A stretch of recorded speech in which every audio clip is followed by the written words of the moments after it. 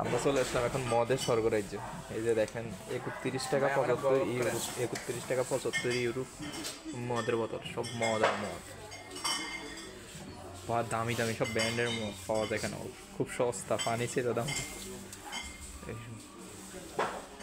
মদের স্বর্গরাজ্য, এখানে মদ খাওয়া বৈধ, আপনি যা তো খুশি মদ খাইতে পারবেন। এখানে পানির দাম আরও বেশি, মদের দাম যত কম। সব ব্র্যান্ডের মদ আছে,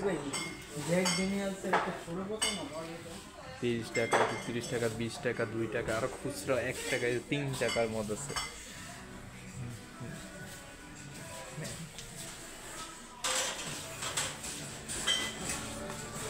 এই যে এটা বোতল হচ্ছে কত, 1 টাকা 75 ইউরো।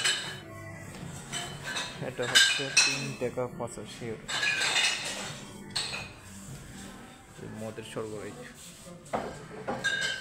সব মদের বোতল। মদ বৈধ, যে তার ইচ্ছা মতো কিনে খাইতে পারবে, কেউ খাবে বাধা দেয় না।